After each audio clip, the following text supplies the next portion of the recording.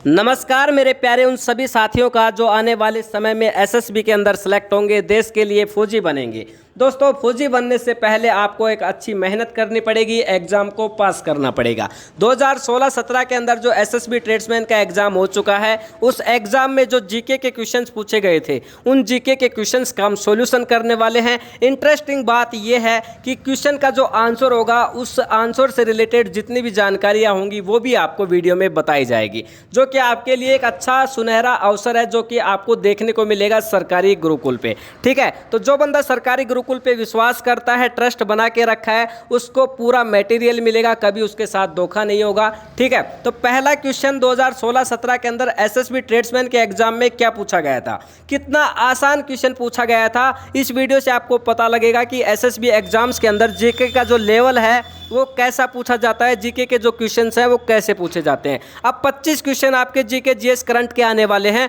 25 में से 2016-17 में जो पूछे गए थे उसमें से आप 20 क्वेश्चन तो आंख बंद करके सही कर दोगे, इतने इजी क्वेश्चन पूछे जाते हैं। पहला क्वेश्चन देखिए, भारत की पहली महिला कैबिनेट मंत्री कौन थी। अब ये जो क्वेश्चन है थोड़ा सा मीडियम लेवल का है, लेकिन फिर भी 70% कैंडिडेट्स को इसका आंसर आता होगा। ठीक है ना, 30% कैंडिडेट होंगे जो इसका आंसर नहीं दे पाएंगे।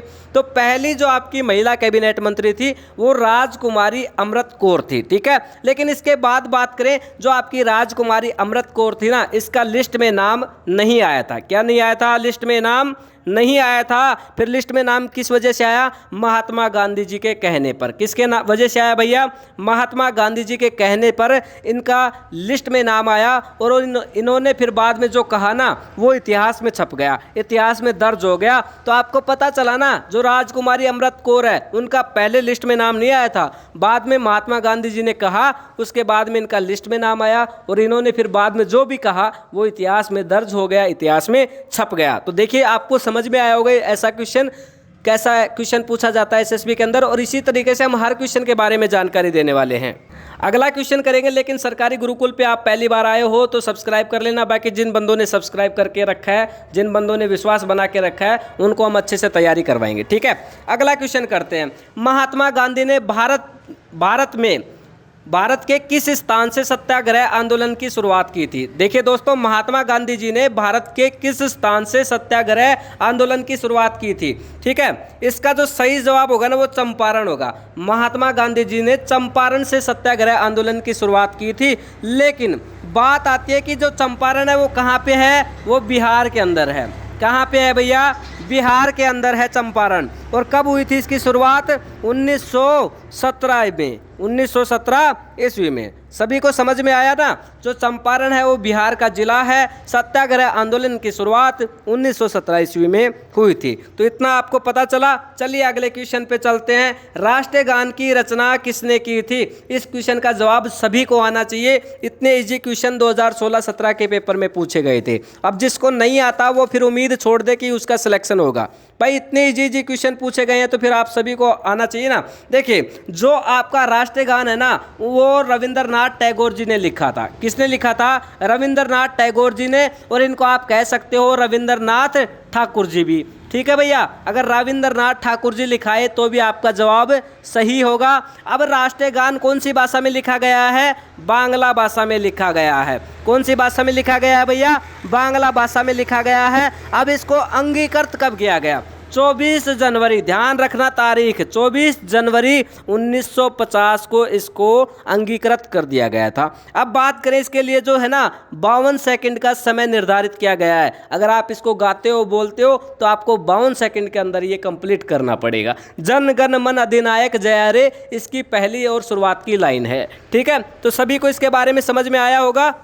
अगला क्वेश्चन, इतने इजी क्वेश्चन पूछे गए थे। अगला क्वेश्चन करने से पहले, सरकारी गुरुकुल पे आप विश्वास करते हो, एसएसबी ट्रेड्समैन एग्जाम को पास करना चाहते हो तो सभी विषय के नोट्स अवेलेबल हैं। स्क्रीनशॉट लीजिए और जो आपको ये नंबर दिखाई दे रहे हैं 6367552373, इस पे व्हाट्सअप मैसेज कीजिए। व्हाट्सअप मैसेज में एसएसबी एग्जाम लिखिए या फिर एसएसबी लिखिए। अब फायदा क्या होने वाला है? प्रत्येक सब्जेक्ट के नोट्स आपको मिल जाएंगे। एक सब्जेक्ट के नोट्स आपको केवल 20 रुपये में मिलेंगे। अगर आपका हिंदी कमज़ोर है तो हिंदी के नोट्स लीजिए, मैथ कमज़ोर है तो मैथ लीजिए, रीजनिंग कमज़ोर है तो रीजनिंग के लीजिए, जीके कमज़ोर है तो जीके लीजिए। जो भी सब्जेक्ट आपका कमज़ोर है, एक सब्जेक्ट आप 20 रुपये के हिसाब से लीजिए। तो सरकारी गुरुकुल ने आप सभी के लिए धमाका किया है। सबसे पहले तो आप इसका स्क्रीनशॉट ले लीजिए, जैसे ही अपना पेपर कंप्लीट हो जाए उसके बाद में आप व्हाट्सएप पे मैसेज करते रहना, ठीक है भैया। तो सभी को जानकारी समझ में आ गई होगी। अब चलिए अगले क्वेश्चन पे। तो सभी ने स्क्रीनशॉट भी ले लिया होगा। चलिए अगले क्वेश्चन पे चलते हैं।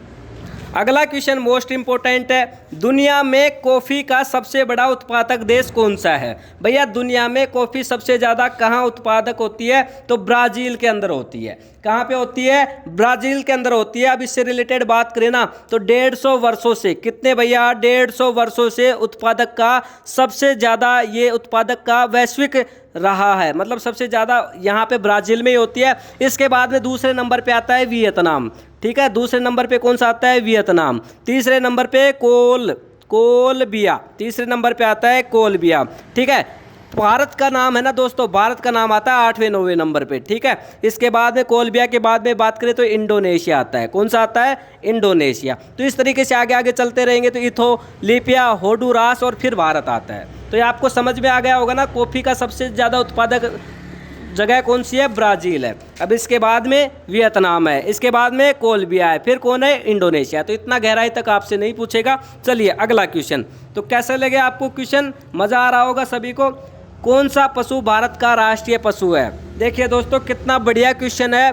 कौन सा पशु भारत का राष्ट्रीय पशु है? तो सभी को इसका जवाब पता होना चाहिए। जो आपका बाघ है, बाघ वो भारत का क्या है? राष्ट्रीय पशु है। अब इसको राष्ट्रीय पशु क्यों घोषित किया गया? क्योंकि भैया लावण्यता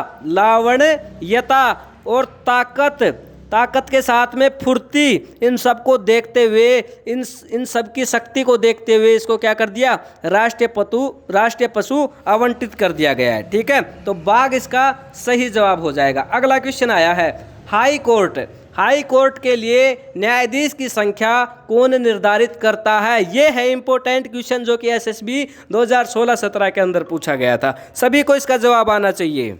तो भैया जो हाई कोर्ट है ना, उसमें न्यायाधीशों की संख्या को राष्ट्रपति निर्धारित करता है कि भैया हाई कोर्ट में न्यायाधीश की कितनी संख्या होनी चाहिए, उसके लिए राष्ट्रपति निर्धारित करता है। और इन सब को पढ़ने के लिए आपको कौन सा अनुच्छेद, कौन सा आर्टिकल पढ़ना है भैया? 271 आर्टिकल, ठीक है। 271 नंबर का जो आर्टिकल है ना वो पढ़ लेना, उसमें आपको राष्ट्रपति और न्यायाधीश से रिलेटेड सारी जानकारी मिल जाएंगी। चलिए आगे बात करें अगले क्वेश्चन पे।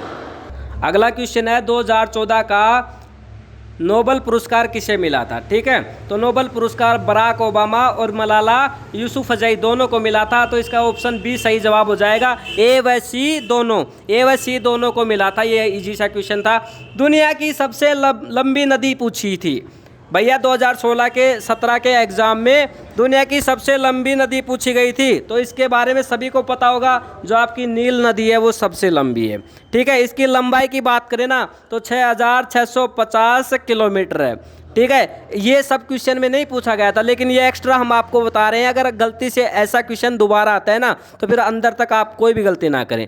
ठीक है, 6650 किलोमीटर इसकी लंबाई है। अगर बात करें तो 4132 मील। कितना भैया? 4132 मील। बात यहाँ ख़त्म नहीं होती। ये नदी विक्टोरिया से शुरू होती है। विक्टोरिया से होकर भैया सहारा मरुस्थल, कहाँ तक? सहारा मरुस्थल। ठीक है, सहारा मरुस्थल के पूर्वी भाग, कौन से भाग से? पूर्वी भाग को पार करती हुई उत्तर के भूमध्य सागर में गिर जाती है। समझ में आया कि नील नदी कहाँ से कहाँ चलती है? विक्टोरिया से चलती हुई, सहारा मरुस्थल से निकलती हुई, पार करती हुई भूमध्य सागर में गिर जाती है। तो ये है नील नदी। लंबाई पूछे तो बता दोगे 6650 किलोमीटर। मील के अंदर पूछे तो 4132 मील। और भैया सब्सक्राइब कर देना, ठीक है, नहीं किया तो। अगले क्वेश्चन पे चलते हैं। अगला क्वेश्चन, भारत का कौन सा कौन सा राज्य भारत के सबसे ज़्यादा राज्यों से सीमा रखता है? तो भारत का ऐसा कौन सा राज्य है जो भारत के राज्यों से सबसे ज़्यादा सीमा रखता है? तो इसमें तो आप सभी को पता होगा, मध्य प्रदेश कहाँ पे पड़ता है भारत के नक्शे में? बीच के अंदर पड़ता है। तो बीच में होगा तो भाई सबसे ज़्यादा राज्यों से टच होगा या नहीं होगा? होगा। तो इसका सही जवाब क्या हो जाएगा? Option A. कितना ईजी सा क्वेश्चन है। अगला क्वेश्चन, किस तापमान पर फ़ारेनहाइट तथा सेंटीग्रेड मानकों पर समान तापमान माप होगा? ठीक है भैया, कौन सा तापमान होगा? तो इसका सही जवाब हो जाएगा ऑप्शन डी, 40 डिग्री। 40 डिग्री पर क्या होता है, जो आपका फ़ारेनहाइट है ना, वो सेंटीग्रेड मानकों का समान तापमान जो उनका मान होता है वो बराबर हो जाता है। अगला क्वेश्चन, ये साइंस का क्वेश्चन था। संसद के ऊपरी सदन के रूप में किसे जाना जाता है? संसद के ऊपरी सदन के रूप में किसे जाना जाता है? तो ये आपको बताना है। तो संसद के ऊपरी सदन के रूप में भैया किसे जाना जाता है? इसका जवाब आपको बताना है कमेंट बॉक्स में। तो इसका जो जवाब होगा ना वो लोकसभा होगा। क्या होगा? लोकसभा होगा। ऑप्शन बी, लोकसभा को किस लिए जाना जाता है? संसद के ऊपरी सदन के रूप में। ठीक है। अगला क्वेश्चन, अब आएगा मोस्ट इंपोर्टेंट क्वेश्चन, मच्छरों के जैविक रोकथाम के लिए किसको उपयोग में लेते हैं? भाई अगर आपको मच्छरों के उत्पादन को रोकना है, मच्छरों के बच्चों को पैदा होने से रोकना है, तो आप क्या काम में लेंगे? ठीक है ना। तो देखिए मेंजी फेरा जो होता है ना, मेंजी फेरा, उसको काम में लिया जाता है। ऑप्शन सी इसका सही जवाब होगा। तो यहाँ पे आपने एक चीज़ नोटिस की, एसएसबी एग्जाम के अंदर जो साइंस का लेवल है ना वो थोड़ा सा हाई लेवल पूछा जाता है। बाकी जीके के लेवल की बात करें, सामान्य ज्ञान की बात करें तो बिल्कुल ईजी पूछा जाता है। ठीक है, मीडियम से भी लेवल पूछा जाता है। चलिए आगे की बात करते हैं अगले क्वेश्चन की। विश्व में सर्वाधिक जनसंख्या वाला शहर कौन सा है? कौन सा है भाई सर्वाधिक जनसंख्या वाला शहर? तो सर्वाधिक जनसंख्या वाला टोक्यो। भाई कौन सा है? टोक्यो है। लेकिन बात करें बीजिंग की तो बीजिंग भी सर्वाधिक जनसंख्या वाला शहर है। कितने वर्ग में फैला गया है? 16,808 वर्ग किलोमीटर में ये फैला है। कौन? बीजिंग। कौन फैला है भाई? बीजिंग। और इसमें कितने लोग रहते हैं खुद ही नोटिस कर लो, 19,617, 963। ठीक है, इकाई, दहाई, सैकड़ा, हजार, 10,000, लाख, 10 लाख, करोड़, 1,96,17,963 लोग बीजिंग शहर के अंदर रहते हैं। तो बीजिंग भी सबसे ज़्यादा लोगों वाला शहर माना जाता है। अगला क्वेश्चन, पंडित भीमसेन जोशी किससे संबंधित थे? तो भैया आपका जो म्यूजिक होता है, संगीत होता है, उससे संबंधित थे। कौन? पंडित भीमसेन जोशी। इसका जवाब तो सभी को आता होगा। अगला क्वेश्चन, भारत का राष्ट्रीय खेल क्या है? हॉकी है भाई साहब। कितने इजी क्वेश्चन पूछे गए थे, देखते ही आंसर आ रहा होगा। अब देखिए, अशोक किस वंश से संबंधित था? अशोक किस वंश से? अशोक मौर्य वंश से था भाई। ऑप्शन बी, मौर्य वंश से संबंधित था अशोक। और भैया यहाँ पे बात खत्म नहीं होती। 304 पूर्वा ईस्वी, ठीक है, 304 पूर्वा ईस्वी से 232 पूर्वा ईस्वी तक ये रहा था। और बढ़िया शक्तिशाली तगड़ा आदमी था भाई ये अशोक। ठीक है, मौर्य वंश के लिए। अगला और लास्ट क्वेश्चन, मानव शरीर का सबसे बड़ा अंग कौन सा होता है? तो मानव शरीर का साइंस से आया क्वेश्चन, गुर्दा सबसे बड़ा अंग होता है। इसमें तो हम टाइम नहीं लगाएंगे। कौन सा ग्रह रात्रि के समय आकाश में लाल रंग का दिखाई देता है? भाई जो मंगल ग्रह है वो रात्रि के समय लाल रंग का दिखाई देता है। क्यों दिखाई देता है? बात करें तो मिट्टी होती है ना, जो मिट्टी होती है मंगल ग्रह पे, वो उसके अंदर जो लोहा खनिज पाया जाता है। कौन सा खनिज? लोहा खनिज जो पाया जाता है, उसकी वजह से वहाँ की मिट्टी लाल दिखाई देती है। ठीक है, तो मंगल ग्रह लाल दिखाई देता है कब? रात्रि के समय। समझ में आया होगा। तो ये जो जीके के क्वेश्चन और साइंस के क्वेश्चन थे उस समय पूछे गए थे। कब? 2016-17 के एग्जाम में। अब आपने कितने क्वेश्चन सही किए तो आपको पता चल गया होगा कि जीके का लेवल कैसा आता है।